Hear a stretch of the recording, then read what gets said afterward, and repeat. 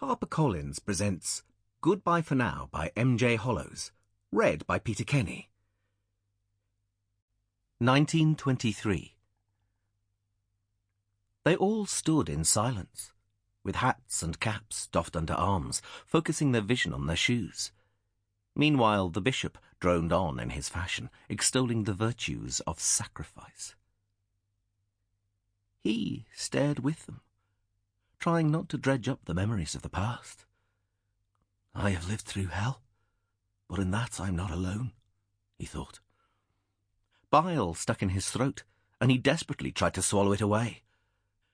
No one noticed, or if they did, they attributed it to his grief. Everyone had suffered and sacrificed, not just the soldiers. He wondered how his brother might be now. How much he would have been changed by the war. They had both endured their private hells, and as the dead would keep their solace, so would the living. No one would ever truly understand their plight, and those that had experienced it didn't need the others to remind them. That was what the nightmares were for. So he stood there in silence, with their neighbours and people from the nearby streets waiting for the bishop to finish his sermon, for the memorial to be revealed. Somewhere in the distance a baby cried. No one reacted, empathizing with the child, who was probably too young to know what was going on, but was joining in nonetheless. The bishop stopped, and was replaced by a major young enough to have been a junior lieutenant at the outbreak of war. His voice broke as he began reading out the names of the lost. Morgan, Norris, Oliver. The endless torrent of the dead. They were just names now. Their legacy, the brass plaque that was being unveiled. He patted his coat pocket, remembering the bundle of letters that he kept there. That's where they would stay, sealed, but not forgotten. The major continued reading out the names of the fallen, some of whom he knew, others he had never met. When he could bear to think of him, he had spent most of the war angry with his brother. Not angry. That wasn't strictly the right emotion. They had never really understood each other. They were very different people, with different stories.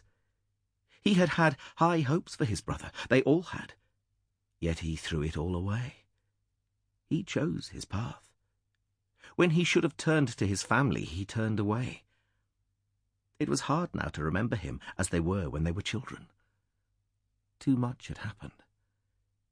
His name had not been spoken aloud since. They all missed him, but it was too painful a memory.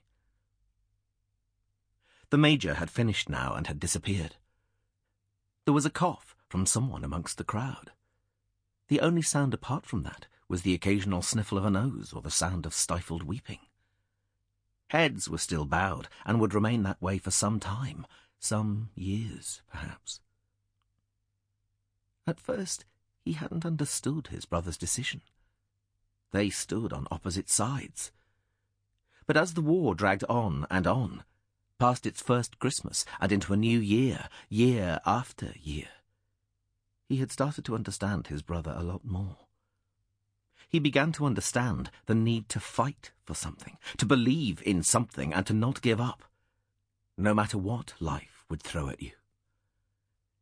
That was a sentiment he could agree on, and he guessed it was something their father had managed to instill in them both, despite their differing opinions. It had been a clear dividing line at first, but things were less clear now. The world had changed for all of them. The horror of the war had left no family unaffected.